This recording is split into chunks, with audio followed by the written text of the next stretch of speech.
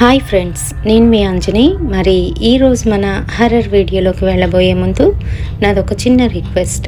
For best realistic horror and thrilling experience కోసం తప్పకుండా హెడ్సెట్ని అయితే పెట్టుకోండి. అండ్ మీ హర్రర్ స్టోరీస్ని నాతో షేర్ చేసుకోవాలి, మన ఛానల్లో వినాలి అనుకుంటే నేను నా ఇన్స్టాగ్రామ్ లింక్ని డిస్క్రిప్షన్లోనైతే ఇస్తున్నాను. అక్కడికి వచ్చి మీ స్టోరీస్ని అయితే నాతో షేర్ చేసుకోవచ్చు. మీరు మెసేజ్ ద్వారానైనా మీ స్టోరీని నాకు రాసి పంపించవచ్చు. అందులోని పర్టికులర్గా మీ నేమ్ ఇంకా అలాగే మీ విలేజ్ నేమ్ అయితే ఇవ్వాల్సి ఉంటుంది. లేదు మేము అవి చెప్పాలనుకోవట్లేదు అనుకుంటే ముందే చెప్పేసేయండి. అలాగే మీరు రాసి పంపించలేము అనుకున్న వాళ్ళు వాయిస్ మెసేజ్ అయినా పెట్టవచ్చండి. మరి ఇంకెందుకు ఆలస్యం, లేట్ చేయకుండా ఈరోజు వీడియోలోకి వెళ్ళిపోదామా?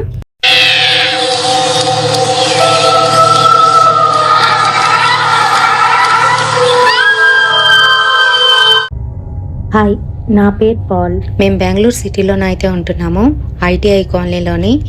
ఐటీఐ కాలనీ అనేసరికి అదొక అబాండెడ్ ఏరియా అని చెప్పి అందరికీ తెలుసు. ముఖ్యంగా కొన్ని ఏరియాస్లోని హాంటెడ్ ఏరియాస్ అని చెప్పేసి అటుపక్క చాలామంది వెళ్ళడమే మానేశారు. ముఖ్యంగా ఈవినింగ్ ఇంకా అలాగే నైట్ టైమ్స్లోని అటు సైడ్ అయితే ఎవరు మేము వెళ్ళం. అంతేకాదు పర్టికులర్గా వచ్చేసి ఓల్డ్ హాస్పిటల్ ఒకటి ఉంది. ఆ హాస్పిటల్ ఏంటంటే బాగా పాడైపోవడంతో అక్కడ ప్రస్తుతానికైతే ఎవరు ఉండరు. సో అక్కడి నుంచి ఈవినింగ్ టైంలో కావచ్చు, లేదంటే నైట్ టైంలో కావచ్చు, వింత వింత శబ్దాలు అయితే వినబడుతూ ఉంటాయి. అంతేకాదు ఐటీ ఆఫీస్ ఒకటి ఉంది, అది కూడా ఓల్డ్ అయిపోవడంతో అది కూడా ఆ బిల్డింగ్ కూడా ఏంటంటే అలానే వదిలేయడం జరిగింది.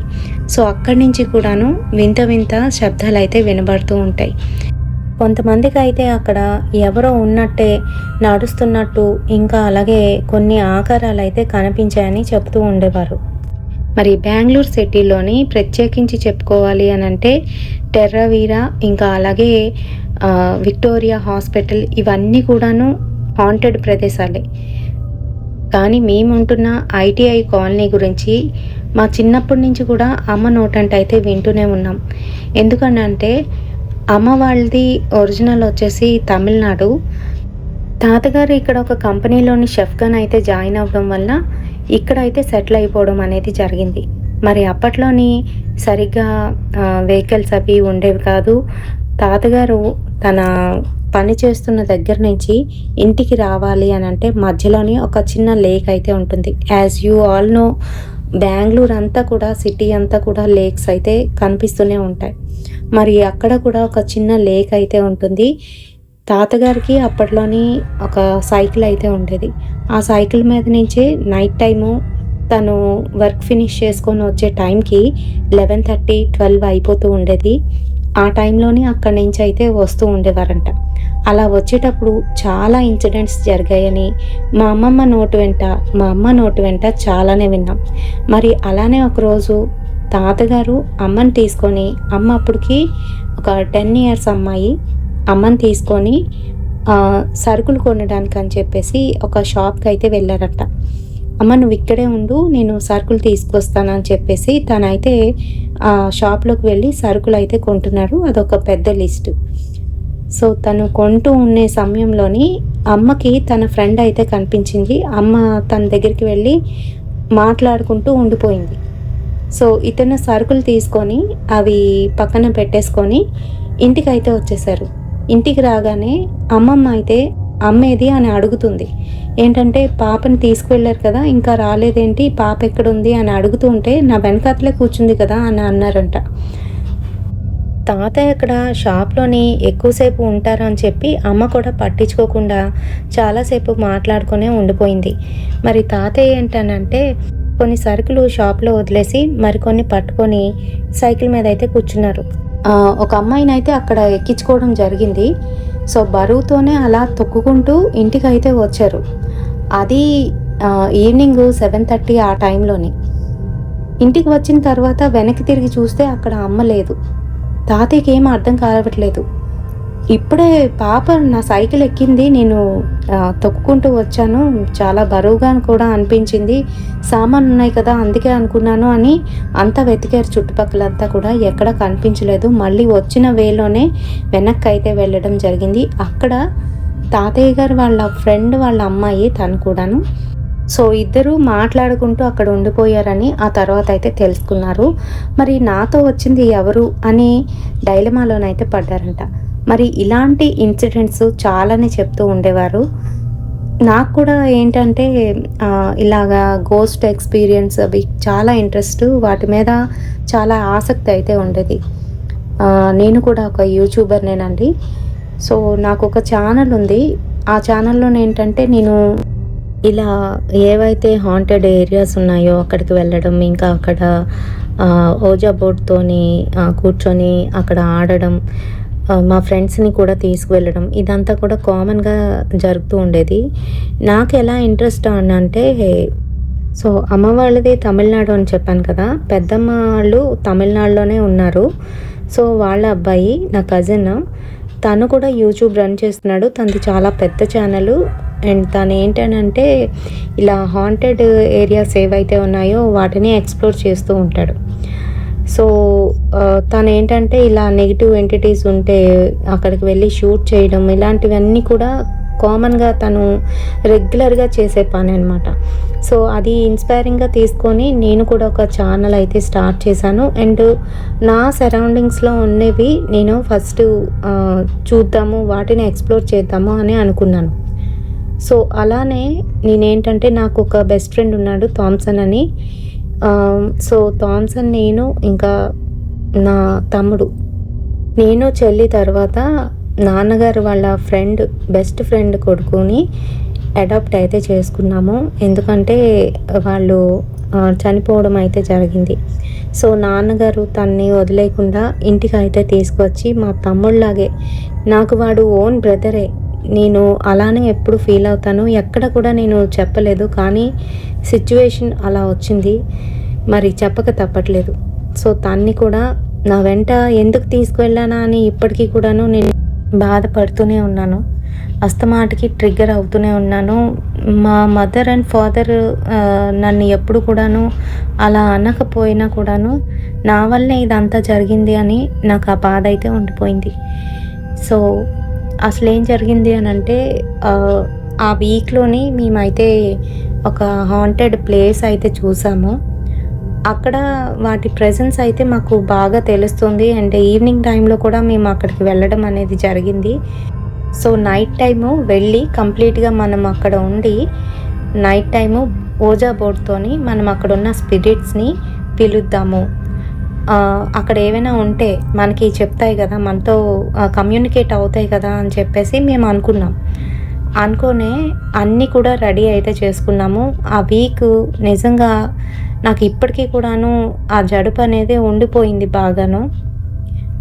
సో మేము రెడీ చేసుకొని ఆ రోజు ప్రత్యేకించి అమావాస్య నాడు వెళ్దామని మేము అనుకున్నాము. ఎందుకంటే చాలామంది అంటారు, హిందూ కమ్యూనిటీలో కావచ్చు, లేదంటే మా కమ్యూనిటీలో కావచ్చు, ఎక్కడైనా కూడాను దానికి ఎక్కువ ఇంపార్టెన్స్ ఇస్తారు. ఆ టైంలోనే మనం ఆ ఎంటిటీస్ని బాగా వాటిని స్టడీ చేయగలుగుతాము, వాటి యొక్క పవర్ ఎక్కువ ఉంటుంది అని చెప్పేసి అంటూ ఉంటారు కదా. సో అందుకనే ఆ టైం అయితే మేము ఎంచుకున్నాము. అలానే ఒక సండే, అది కూడా అమావాస్య నాడు మేము అక్కడికి వెళ్ళడం అయితే జరిగింది. ఆ రోజు మార్నింగ్ నుంచి కూడా మేమైతే చాలా యాంగ్జైటీతో అయితే ఉన్నామన్నమాట, ఎప్పుడు వెళ్తామా అని చెప్పేసి. సో ఈవినింగ్ అవ్వగానే మా వాడు రెడీ అయిపోయాడు. రే భరత్, ఎందుకురా అంత తొందర నీకు? నీ యాంగ్జైటీస్ చూస్తూ ఉంటే అమ్మ కనిపెట్టేసేటట్టుంది. ఒక్కసారి అమ్మకు తెలిసిందనుకో ఇంకా అంతే సంగతులు. మనం ఎక్కడికి వెళ్ళాం, ఇంట్లోనే కూర్చోవడం అయిపోతుంది. అసలుకే చాలా ప్లాన్ చేసి ఈ రోజు వరకు లాక్కొచ్చాం. అలా కాదన్నయ్య, నేను నీతో వస్తున్నాను కదా, కన్ఫర్మ్ కదా, నువ్వు నన్ను వదిలేసి వెళ్ళిపోవు కదా అని భయంతో అంటున్నాడు. ఎందుకంటే భరత్ గారిని మస్కా కొట్టి చాలాసార్లు మేము అలా వెళ్ళిపోయాం. ఎందుకంటే వాడు చిన్నోడు, వాడికి ఇప్పుడు 19 years మాత్రమే.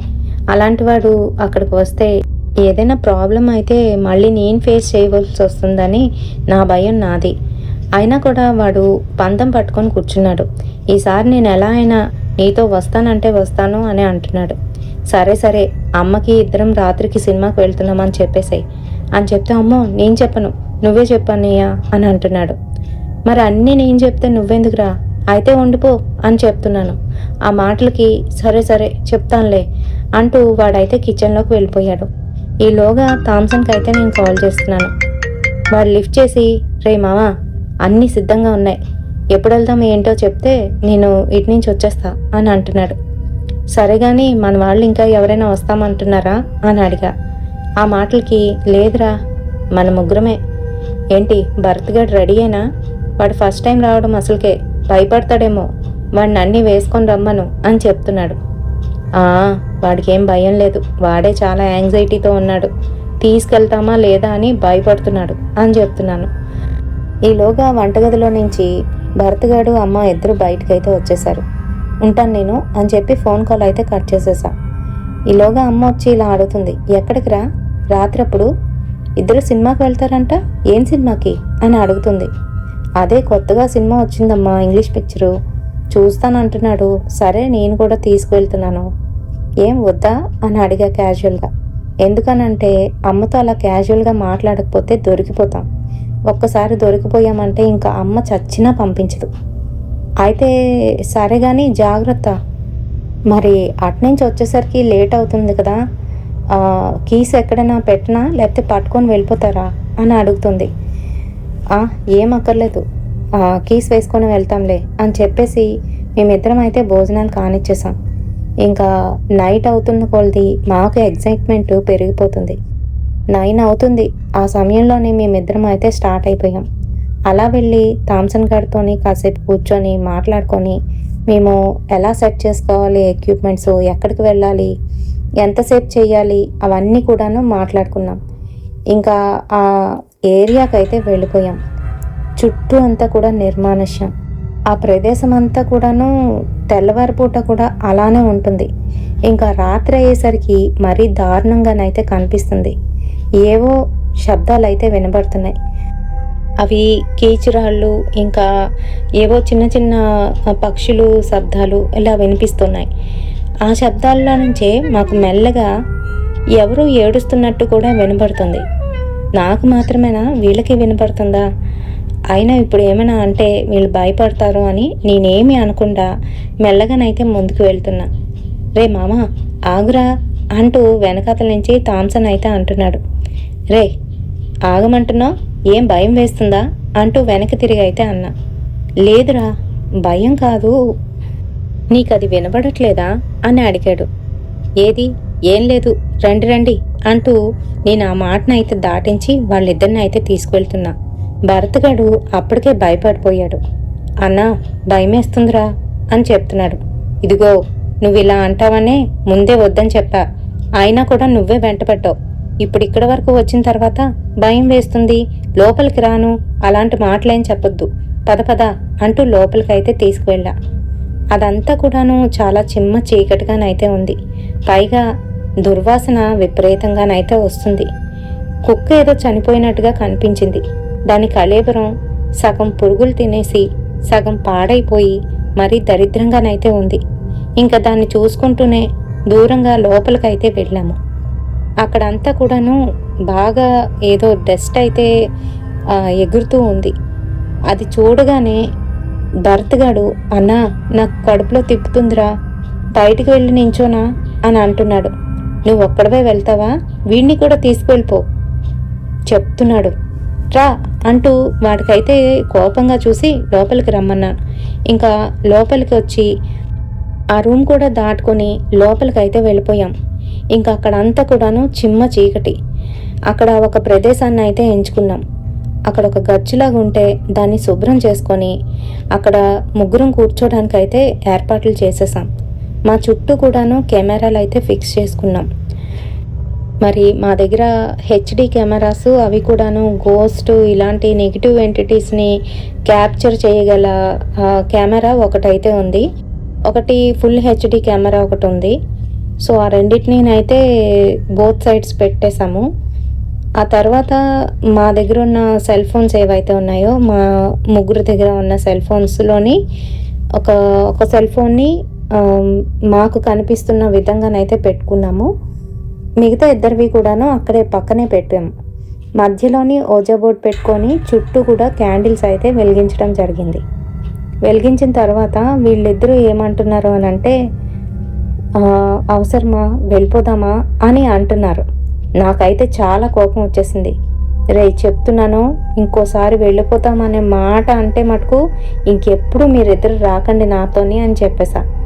సర్లే మామ, ఏమనుకోకలే, ఊరికినా అన్న, సరదాగా అన్నారా, రారా అంటూ పక్కనున్న భరత్ గారి చైన్ అయితే పట్టుకున్నాడు. ఇంకా ముగ్గురం అయితే హ్యాండ్స్ హోల్డ్ చేసాము. ఓజా బోర్డు చూస్తూ ఇక్కడ ఏమైనా స్పిరిట్స్ ఉంటే మాతో కమ్యూనికేట్ అవ్వండి అని చెప్తూ మధ్యలోనైతే చేయి పెట్టాం. ఇంకా ముగ్గురం కూడా వేళ్ళు పెట్టి ఆ కాయిన్ మీద పెట్టి అలా అంటూనే ఉన్నాం. అంటూ ఉన్న సమయంలోని ఏం జరిగిందో తెలియదు, సడన్గా ఒక పెద్ద సౌండ్ అయితే వచ్చింది. వీళ్ళిద్దరూ చేసిన పొరపాటు ఏంటి అని అంటే, అక్కడి నుంచి వాళ్ళ వేళ్ళు అయితే తీసేశారు.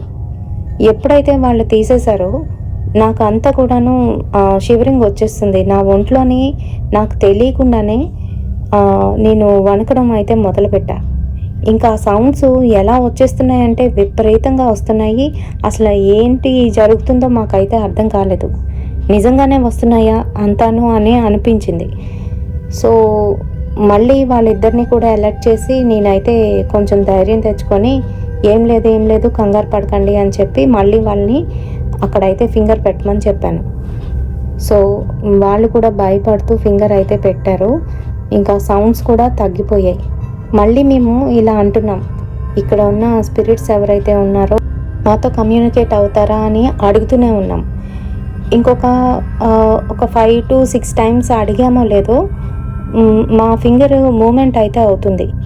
కొంచెం అది ఎలా అంటే చాలా మెల్లగాను మూవ్ అవ్వడం అయితే స్టార్ట్ చేసింది. సో క్యాప్చర్ అవుతుంది. ఇంకా నాకైతే సంతోషం అనిపిస్తుంది. ఎందుకంటే యూట్యూబ్లో ఇలాంటివి పోస్ట్ చేస్తే వ్యూస్ లక్షల్లో కోట్లలోనైతే ఉంటుంది. అలాగే సబ్స్క్రైబర్స్ లక్షల్లో ఉంటారు. నేను చాలా ఫేమస్ అయిపోతాను అని ఒక ఆనందం అయితే వస్తుంది నాకు. సో ఆ టైంలో ఏం జరిగింది అని అంటే, సడన్గా భరత్ గారు గట్టిగా అరిచి వాడు కళ్ళు ఏంటంటే తెల్లగా అయిపోయాయి. అంటే కనుగుడ్లు ఏవైతే ఉంటాయో అవి పైకి అయితే వెళ్ళిపోయాయి, తెల్లగా అయిపోయి వాడు ఇంకా విచిత్రంగా అరుస్తున్నాడు. అరుపు కూడా కాదు, అదేంటనంటే కేరుతారు అంటారు కదా, ఆ రకంగానైతే అంటున్నాడు. మాకైతే భయం వేస్తుంది. వాడు ఇంకా గట్టిగా అరవడం మొదలుపెట్టాడు. వాడు బట్టలు వాడే చింపేసుకుంటున్నాడు, రక్కుకుంటున్నాడు. అక్కడున్న గోడకు వెళ్ళి తన వీపుని ఆ గోడ కాంచి ఆ గోడకి అసలుకే పగిలిపోయి రఫ్గానైతే ఉంది. లోపల ఉన్న చిన్న చిన్న రాళ్ళు, సిమెంటు ఏదైతే ఉందో దాని మీద ఆంచి రఫ్ చేస్తున్నాడు, అంటే రుద్దుకుంటున్నాడు. సో అదంతా కూడాను వాడికి రఫ్ అయిపోతుంది. వెనక అక్కడంతా చర్మం పోయి బ్లీడ్ అయితే అవుతుంది. ఇంకా నేను అది చూసి వాడిని ఆపడానికి అయితే ట్రై చేస్తున్నాను. మా ఫ్రెండ్ కూడా వాడిని ఎంత లాగినా కూడా వాడు మమ్మల్ని అసలు విదిలించుకొని వాడైతే ఆ విధంగా చేస్తూ వాడికి వాడే హర్ట్ చేసుకుంటున్నాడు. ఇంకా నాకైతే చాలా భయం వేసింది. ఆ టైంలోని ఏం చేయాలో నాకైతే అస్సలు అర్థం కాలేదు. ఒక్క క్షణానికి నేను దేవుణ్ణి అయితే తలుచుకున్నాను. వెంటనే గుర్తొచ్చింది, నేను నా బైక్లోని మా చిన్నమ్మ ఇచ్చిన గిఫ్ట్ ఎప్పుడు కూడా పెట్టుకొని ఉంచుకుంటాను. అదేంటి అని అంటే ఒక పాకెట్ బైబుల్ అయితే ఇచ్చింది. ఆ బైబుల్ని నేను ఎప్పుడు నా వెంట ఉంచుకుంటాను. వెంటనే వెళ్ళి ఆ లోపల నుంచి బయటికి వెళ్ళడానికే చాలా టైం అయితే పట్టేస్తుంది. సో నేను బయటికి వెళ్ళి ఆ బైబుల్ని తీసుకొని వచ్చే సమయానికి థామ్సన్ గారిని వీడైతే హర్ట్ చేశాడు. వాడైతే కదలకుండా మెదలకుండా కిందనైతే పడిపోయి ఉన్నాడు. రే థామ్సన్ ఏమైంది అని లేపుతూ ఉంటే వాడైతే అసలు స్పృహలోనే లేడు. వీడు అక్కడే ఉండకుండా మరో చోటుకు వెళ్ళి మా ఎక్విప్మెంట్స్ అన్నీ కూడా పడేశాడు. అక్కడ ఒక్క లైటింగ్ కూడా లేదు. మరొక రూమ్లోని చాలా చీకటిగానైతే ఉంది. ఆ రూమ్లోకి అయితే వెళ్ళిపోయాడు. అక్కడ చాలా ఇరిటేటింగ్ పని అయితే చేస్తున్నాడు. అదేంటి అని అంటే కిందన ఏదో అసలు అది చెప్పడానికి కూడా నాకు ఇప్పటికీ భయం, ఇంకా అదొక రకమైన జిగుప్స్ అయితే కలుగుతుంది. అదేంటి అని అంటే అక్కడ ఏవో మలం లాంటిది ఉంది, అది తీసుకొని తినేస్తున్నాడు. అంతేకాదు తన్ని తానే హర్ట్ చేసుకొని అక్కడున్న షార్ప్ ఆబ్జెక్ట్స్తోని తన్ని తానే హర్ట్ చేసుకుంటూ అక్కడ బ్లీడింగ్ అవుతుంటే దాన్ని లిక్ చేస్తున్నాడు. అది చూడ్డానికి నాకు చాలా జిగుప్సగా భయంకరంగానైతే అనిపిస్తుంది. వాడి దగ్గరికి వెళ్ళబోతుంటే వాడికి సరిగ్గా వాడి వెనకాతల ఏదో ఒక నల్లటి ఆకారం నీడలాగా అయితే కనిపించింది. నాకు చాలా భయం వేసింది. వాడినైతే పిలుస్తున్నాను, రే భరత్ ఇట్రా ఇట్రా అంటూ పిలుస్తుంటే వాడు నన్ను అసలు పట్టించుకోవట్లేదు. కిందన పడి ఉన్న థామ్సన్ని కాల్తోని లేరా లే నువ్వేనా లే అని లేపుతూ ఉంటే వాడు అసలు ఉలుకు పలుకు లేకుండా అలానే పడి ఉన్నాడు. ఇంకా నాకు భయం వేస్తూ భరత్ వైపు వెళ్దామని మెల్లగా 2-3 అడుగులు వేశానో లేదో అటుపక్క నుంచి ఒక ఆకారం అయితే నాకు కనిపించింది. దాన్ని వర్ణించడానికి నాకు ఇప్పటికీ కూడాను హడలైతే వచ్చేస్తుంది. దాని కళ్ళు ఎర్రగానైతే ఉన్నాయి. అది నాకు చాలా దూరంలో ఉన్నప్పటికీ కూడాను స్పష్టంగా కనపడుతుంది. అతి భయంకరంగా నా కాసి చూస్తూ అరుస్తూ భయపెడుతూ నవ్వుతూ ఉంది. దాని నవ్వును చూస్తూ ఉంటే నా వెన్నులో నుంచి వణుకు పుట్టుకొస్తుంది. ఆ రోజు నేను చస్తాను, లేదు ధైర్యం చేశానంటే వీళ్ళిద్దరినీ కూడా బ్రతికిస్తాను దేవుడా అనుకుంటూ ప్రభువుని తలుచుకొని చేతిలో ఉన్న పుస్తకాన్ని గట్టిగానైతే పట్టుకున్నాను. మరో పక్క భరత్ చేతిని గట్టిగానైతే పట్టుకున్నాను. దేవుడి పేరు చెబుతూ స్తోత్రాలు చెప్పుకుంటూ గట్టిగానైతే లాక్కొస్తున్నాను. వాడు ఎంత నవ్వుతున్నా కూడా అవేమీ పట్టించుకోకుండా థామ్సన్ దగ్గరికి అయితే వెళ్ళా. వాడిని గట్టిగానైతే తిడుతూ లేపా. వాడు లేచి అయోమయంగానైతే చూస్తున్నాడు. భరత్ గారు నన్ను కొట్టేశాడురా అని చెప్తున్నాడు. నోరు మూసుకొని ముందు వీడిని గట్టిగా పట్టుకో, ముందు అర్జెంటుగా వీడిని బయటికి తీసుకువెళ్ళాలి అంటూ గట్టిగానైతే అరుస్తున్నా.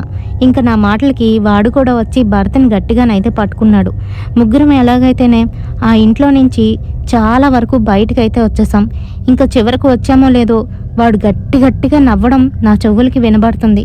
ఇంకా ఆ శబ్దం థామ్సన్కి కూడా వినబడుతుంది. ఏంట్రా అది, ఏంటి మన వెనక ఏదో వస్తుందిరా అని భయపడిపోతూ మాట్లాడుతున్నాడు. వెనక్కి తిరగకుండా నోరు మూసుకొని నా వెంటే రా అంటూ గట్టిగానైతే వాడిని తిట్టాను. ఇంకా ఇద్దరము భరత్ని గట్టిగా పట్టుకొని బయటకైతే తీసుకొచ్చేసాం. అప్పటికి భరత్ అసలు ఏదో మైకంలోనున్నట్టుగానైతే ఉన్నాడు. వాడి బట్టలు విప్పి దూరంగానైతే విసిరేస్తున్నాడు. పిచ్చెక్కిన వాడి వల్లే చేస్తున్నాడు. ఒంటి మీద నూలు పోగులేదు. మేము తెచ్చి బలవంతంగా వాడికి తొడుగుతూ ఉంటే మళ్ళీ అవి తీసేసి నవ్వుతూ తనని తానే హర్ట్ చేసుకుంటూ రక్కుకుంటున్నాడు. ఇంకా నాకేమీ అర్థం కాలేదు. దేవుడికి స్తోత్రాలు, దేవుడికి స్తోత్రాలు, అతి పవిత్రమైన ప్రభువా మా తమ్ముడిని కాపాడు కాపాడు అంటూ తన మీద అయితే బైబిల్ని పెట్టేశా. అంతే, కళ్ళు తిరిగి పడిపోయినట్టు అలానే సోలిపోయాడు. వెంటనే వాణ్ణి బైక్ మీదకి ఎక్కించి వెనకాతల థామ్సన్ అయితే ఎక్కి కూర్చున్నాడు. మరి మా ఎక్విప్మెంట్స్ కొన్ని అయితే లోపలే ఉండిపోయాయి. అవి ఎలాగా, ఎప్పుడు తీసుకోవాలి, ఇంకా దాని గురించి దేని గురించి కూడా ఆలోచించకుండా మర్నాడు ఎప్పుడో వీలైతే వచ్చి తీసుకుందాంలే అంటూ అక్కడి నుంచి అయితే మేము వెళ్ళిపోయాం. అప్పటికే 1:30 అయితే అయిపోతుంది. ఆ సమయంలోని కుక్కలు అయితే మా వెంట పడుతున్నాయి. నాకు ఏమీ అర్థం కావట్లేదు. అసలు వీడిని ఎందుకు తీసుకెళ్ళానా నేను అని బాధతోని కుమిలిపోతున్నాను. ఇంటికి వెళ్ళాం. మెల్లగాను తలుపు తీసి వాడిని తీసుకువచ్చి రూమ్లోకి తీసుకువెళ్ళి పడుకోబెట్టేశా. వాడికి అయిన గాయాలన్నింటినీ కూడా తుడిచేసి దానికైతే మందు రాసా. మరి వాడు చూడ్డానికి ఎలా అయిపోయాడో అనంటే బాగా ఎవరైనా వాడి లోపల ఉన్న రక్తాన్ని పీల్చి పిప్పి చేసేస్తే ఎలా ఉంటారో అలా అయితే అయిపోయాడు. ఒక్క క్షణానికే వాడి రూపు రేఖ అంతా మారిపోయింది. నాకేమీ అర్థం కావట్లేదు. అమ్మకేం చెప్పాలి, నాన్న అడిగితే అమ్మో అని ఆలోచిస్తున్నా. ఇంకా వాడిని చూస్తూనే అక్కడే అలా పడుకుండిపోయా. తెల్లవారింది. భరత్ ఒళ్ళంతా కాలిపోతుంది. హై ఫీవర్ అయితే వచ్చేసింది. నా ఒళ్ళైతే ఎవరో శుభ్రంగా కొట్టి పారేస్తే ఒంట్లో ఉన్న ఎముకలు పిప్పైపోతే ఎలా నొప్పెడుతాయో అలాగైతే నొప్పెడుతున్నాయి. ఇంకా మా అమ్మ అయితే మా రూమ్లోకి వచ్చింది. నన్ను భరతగాడిని అలా చూసి ఏమైందిరా ఈ భరతగాడికి, ఏంటి ఒంటినంటే ఈ రక్కులు అని అంటుంది. కంగారు పడిపోతుంది. చూసేసరికి అమ్మకే అర్థమైపోయింది. ఫీవర్తో ఉన్నాడు. ఏమైందిరా, ఏం ఘనకార్యం చేసుకొని వచ్చారా రాత్రి మీరిద్దరూను, ఎవరితో తన్నులు తిన్నారా అని అడుగుతుంది. అమ్మా అదేం లేదమ్మా, నువ్వేమీ అరవకు అనేసరికి మా నాన్న అయితే వచ్చేశారు. ఏమైంది ఇద్దరికి అనుకుంటూ. చూడండి ఎలా అయిపోయారో పిల్లలిద్దరూను. భర్తగాడికి బాగాలేదండి, హై ఫీవర్తో ఉన్నాడు. వాడి వంటి నిండా చూడండి ఈ రక్కులేంటో, ఎవరో వీళ్ళని శుభ్రంగా కొట్టుంటారండి అని అంటుంది. ఏమైందిరా, ఎక్కడికి వెళ్ళారు రాత్రప్పుడు? అందుకనే సినిమాలకి షికార్లకి రాత్రప్పుడు వెళ్ళొద్దనేది. ఎవరితో తన్నులు తిన్నారా? ఒంటి మీదకి వయసు వచ్చింది కానీ బుర్రలో మటుకు గుజ్జు ఎదగలేదు. ఏమైందిరా అని అడుగుతూ ఉంటే, ఏం లేదు నాన్న, నా యూట్యూబ్ ఛానల్ కోసమని నేను రాత్రి ఇలా వెళ్తూ ఉంటే వీడు వస్తానన్నాడు, అందుకే తీసుకువెళ్ళా అక్కడ అనేసరికి మా నాన్నకైతే భయం వేసి ఇంకా నన్నైతే ఇష్టం వచ్చినట్టుగా తిడుతున్నారు. నేను అవన్నీ కూడా వినలేకపోతున్నాను. నాకు కూడా కళ్ళు తిరిగిపోతున్నాయి, పైగా ఒళ్ళంతా నొప్పులుగా ఉన్నాయి. మా నాన్న ఎన్ని తిట్టినా కూడాను దేనికి జవాబు చెప్పకుండా అలానే స్టాచ్యూలాగా నించున్నాను. మరి ఇంకా మా అమ్మ అయితే ఏడుపుతోని గగ్గోలు పెట్టేస్తుంది. వెంటనే డాక్టర్ దగ్గరికి తీసుకువెళ్దామని చెప్పి భర్తగాడిని అయితే హాస్పిటల్కి తీసుకువెళ్ళాం. కానీ వాడికి మటుకు జ్వరం తగ్గలేదు, చాలా ఎక్కువగా అయిపోయింది. వాడికి సెలైన్ అయితే ఎక్కించారు. నాకు కూడా ఏదో ట్రీట్మెంట్ చేశారు, నాకు కూడా ట్యాబ్లెట్స్ అయితే ఇచ్చారు. ఎందుకంటే మరి నాకు మెల్లగా జ్వరం అయితే అటాక్ అయింది. మరి థామ్సన్ వాళ్ళ ఇంట్లోని ఆ సమయంలో తనకి కూడా బాగోలేదంట. మరి మేము హాస్పిటల్లో ఉండడం వల్ల ఆ విషయాలేవి మాకు తెలియలేదు. అయితే అక్కడితోని దాని పీడ వదిలింది అని అయితే నేను అనుకున్నాను. కానీ ఆ రోజు నుంచి, అంటే మేము హాస్పిటల్ నుంచి డిశ్చార్జ్ అయిన దగ్గర నుంచి భరత్లో చాలా మార్పులు. తను ఇదివరకట్లా లేడు, పూర్తిగా మారిపోయాడు. తన బిహేవియర్లో కంప్లీట్గా చేంజెస్ అయితే వచ్చేసాయి. ఏదో పిచ్చివాడిలాగా ప్రవర్తించడం మొదలుపెట్టాడు. ఎక్కడ ఉన్నా కూడాను బట్టలు ఇప్పేస్తూ ఉండేవాడు. అంతేకాదు, ఏది కనబడితే అది నోట్లో పెట్టేయడం, ఎవరో కనబడుతున్నట్టు భయపడిపోతుంటూ ఓ మూలకు వెళ్ళి ఏడుస్తూ మూలుగుతూ ఉండేవాడు. ఎవరైనా ఇంటికి వస్తే కొత్త వాళ్ళ మీద పడి రక్కేయడం కొట్టడం చేస్తూ ఉండేవాడు. నాకేమీ అర్థం కాలేదు. మా అమ్మ నాన్న పిచ్చెక్కిపోతున్నారు. వాడికి ఏమవుతుందిరా, ఎందుకు ఇలా తయారయ్యాడు అని బాధపడిపోతున్నారు. ఒక 2 నెలలు అయితే గడిచిపోయింది, అది 3వ నెల. మరి వాడు అప్పటికే బాగా చిక్కి శల్యం అయితే అయిపోయాడు. వాడు ఇదివరకట్లా కనిపించట్లేదు. ఇంకా నాకు ఎంతో బాధగా ఉంది. వాడికి అప్పుడప్పుడు ఎవరో వచ్చి వాళ్ళ మీద వాళ్తున్నట్టు వాడు పిచ్చి పిచ్చిగా ప్రవర్తిస్తూ ఉండేవాడు. గట్టిగా అరిచేవాడు. వాడి గొంతుతో కాకుండా మరొక గొంతుతో మాట్లాడేవాడు. వాంతులు చేసేస్తూ ఉండేవాడు. ఇష్టం వచ్చినట్టుగా ఎవరిని పడితే వాళ్ళని గట్టిగా తిడుతూ ఉండేవాడు. ఏదో ఒకసారి నవ్వితే మరొకసారి ఏడుస్తూ మూలుగుతూ ఓ పక్కకెళ్ళి కూర్చుండేవాడు. ఇంకా అంతే, చాలామందిని సంప్రదించాం. వాడిని రక్షించాలని ఎన్నో ప్రయత్నాలు అయితే చేస్తున్నాం. ఇక ఆఖరిగా మా చర్చిలోని మా ఫాదరు ఇలా నన్ను పిలిచి ఏమైంది భరత్కి అని అడిగితే జరిగిన విషయం మొత్తం చెప్పాను. వాళ్ళు చర్చి నుంచి పర్మిషన్ తీసుకొని ఎగ్జార్సిజం అయితే చేస్తారు. ఎవరైతే పొసెస్ అయి ఉంటారో వాళ్ళకి విముక్తిని కలిగిస్తారు ఆ డిమాన్ నుంచి అని చెప్పడం అయితే జరిగింది. సరేనని చెప్పి వాళ్ళని అయితే చాలా రిక్వెస్ట్ చేసి మేమైతే ఇంటికి రప్పించాం. వాళ్ళు ఎగ్జార్సిజం చేయడం అయితే స్టార్ట్ చేశారు. చర్చ్ నుంచి లీగల్గా వాళ్ళు పర్మిషన్ తీసుకొని మా నుంచి కూడా పర్మిషన్ తీసుకొని అయితే స్టార్ట్ చేశారు. వాడు పడుతున్న నరకం చూస్తూ ఉంటే నాకైతే అస్తమాటికి కూడాను నా వల్లనే అని బాధ అయితే కలుగుతూ ఉండేది. నేను అనవసరంగా వాడిని తీసుకువెళ్ళానే, నా వల్లనే వాడు ఇలా అయిపోయాడు అని చాలా బాధపడుతూ ఉండేవాడిని. మొత్తానికి ఎలాగైతేనే ఒక వారం అయితే గడిచింది. వాళ్ళైతే మాకు చెప్పేశారు, ఈ డిమాన్ వెళ్ళిపోతుంది, కానీ వెళ్ళేటప్పుడు మీ తమ్ముడి ఆత్మని కూడా తీసుకువెళ్ళిపోతుంది, మేము ఇంకేమీ చేయలేమని చెప్పేశారు. వాళ్ళ ప్రయత్నాలు అయితే వాళ్ళు చేస్తున్నారు. 3 నెలల్లోని ఎన్నో రకాలుగా ఇబ్బందులు అయితే పడ్డాడు. మరి అలా ఎగ్జార్సిజం చేసిన సమయంలోనే ఆ డిమాన్ వెళ్ళిపోవడం అనేది జరిగింది, కానీ వీడు చనిపోయాడు. అంతే, నా లైఫ్లోని నేను ఎప్పుడు కూడాను మర్చిపోలేను. వాడు నా వల్లే చనిపోయాడు. ఇప్పటికీ కూడా నాకు అదే బాధ అనిపిస్తూ ఉంటుంది. మరి అక్కడితోని ఆ డిమోన్ మమ్మల్ని వదిలిపెట్టేసిందా అని అంటే లేనే లేదు. థామ్సన్ ఇంట్లోని ఎన్నో రకాల ఇబ్బందులైతే మొదలైపోయాయి. మేము వచ్చిన దగ్గర నుంచి కూడాను నాకు ఎలా అయితే ఇబ్బందులు పడ్డానో థామ్సన్ కూడా అలానే ఇబ్బందులు పడుతున్నాడు. అయితే అక్కడ వాళ్ళ నాన్నగారికి సడన్గా హెల్త్ ఇష్యూస్ వచ్చి ఎలా చనిపోయారు. మరి మా ఇద్దరి ఇళ్లల్లో కూడాను ఇలాంటి సాడ్ ఇన్సిడెంట్ అయితే జరిగింది. మరి ఇప్పటికీ కూడాను నా వల్లనే భరత్ గాడు అలా చనిపోయాడని నేను ఫీల్ అవుతూ ఉంటాను. అంతేకాదు థామ్సన్ గాడు కూడాను నా వల్లనే వచ్చాడు, వాళ్ళ ఇంట్లోనే అలాంటి ప్రాబ్లం జరిగింది అని నేను బాధపడుతూ ఉంటాను. అయినా కూడా మా నాన్నగారు కానీ మా అమ్మ కానీ ఎప్పుడూ ఆ విషయంగా నన్ను బ్లేమ్ అయితే చేయలేదు. ఎప్పుడు నేను అలా ఆలోచించేటట్టు కూడా చేయలేదు. నాకు ఎప్పుడు కూడా సపోర్ట్ చేస్తూనే ఉన్నారు.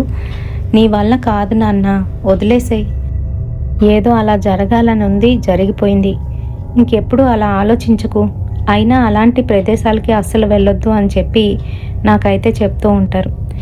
మరి మనలోని చాలామంది ఇలానే యూట్యూబ్ కోసం కావచ్చు, లేదు అంటే ఇంకా దేనికోసమైనా కావచ్చు, నేమ్ కోసం, ఫేమ్ కోసం ఇలాంటి స్టెప్స్ వేసేటప్పుడు ఖచ్చితంగా పెద్దవాళ్ళకైతే చెప్పే తీరాలి. లేదంటే వాళ్ళ సపోర్ట్ ఉండాలి. వాళ్ళ బ్యాకప్ లేనిదే మనం ఇలాంటి పనులు చేస్తే ఖచ్చితంగా మన లైఫ్ లాంగ్ బాధపడవలసి వస్తుంది. ఇదైతే నేను బాగా తెలుసుకున్నాను. అంతేకాదు ఏంటంటే ఫేమ్ కోసం, నేమ్ కోసం చేసేటప్పుడు ఈజీగా వచ్చే విధానాలు వెతుక్కుంటూ మనము చాలా ఇబ్బందికరమైన సిచ్యువేషన్స్లోకి అయితే వెళ్ళిపోతూ ఉంటాం. సో అలాంటి సిచ్యువేషన్స్ మనకి ఎదురవ్వకుండా మనం పెద్దవాళ్ళ సలహానైతే తప్పకుండా తీసుకోవాలని నేనైతే అనుకుంటాను. మా బ్రదర్ని నేను చాలా మిస్ అవుతున్నాను అని చెప్పారండి. మరి ఇటువంటి ఇన్సిడెంట్స్ వినేటప్పుడు ఒకటే అర్థం చేసుకోవాలి, మెయిన్లీ నార్మల్గా నెగిటివ్ ఎంటిటీస్ ఉన్న చోట ఆత్మలు తిరుగుతాయి, వాటి ఉనికిని తెలియజేస్తూ ఉంటాయి. కొన్ని అయితే మనకి ఇబ్బంది పెట్టడానికైతే ప్రయత్నిస్తాయి. ఇబ్బంది పెట్టినప్పటికీ కూడాను ఏదో రకంగా అవి వదిలి వెళ్ళిపోవడం అనేది జరుగుతుంది.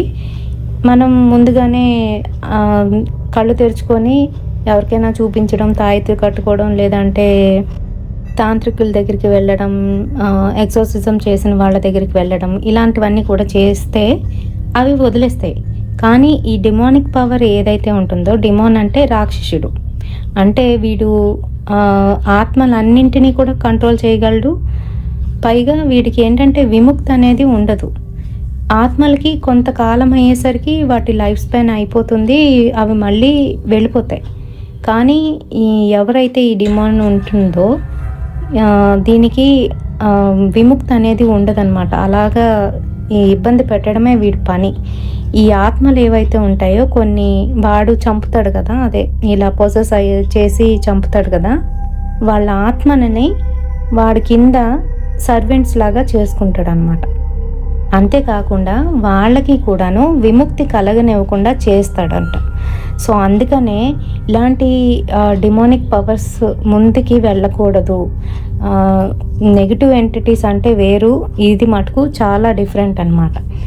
సో ఈ స్టోరీ నుంచి మనం తెలుసుకోవాల్సింది అదేనండి. మరి ఈ ఇన్సిడెంట్ మీకు ఎలా అనిపించింది? బెంగళూరులో జరిగిన రియల్ ఇన్సిడెంట్ని నేనైతే మీతో షేర్ చేశాను. మరి నచ్చితే తప్పకుండా ఒక లైక్ అయితే వేయండి, షేర్ చేయండి మీ ఫ్రెండ్స్ అండ్ ఫ్యామిలీ మెంబర్స్కి. మరిన్ని ఇలాంటి హర్రర్ స్టోరీస్ కోసం తప్పకుండా ఫాలో అయిపోండి మన ఛానల్ని. రేపటి సరికొత్త హర్రర్ ఇన్సిడెంట్తోని మళ్ళీ మీ ముందుకైతే వచ్చేస్తాను. Until then bye.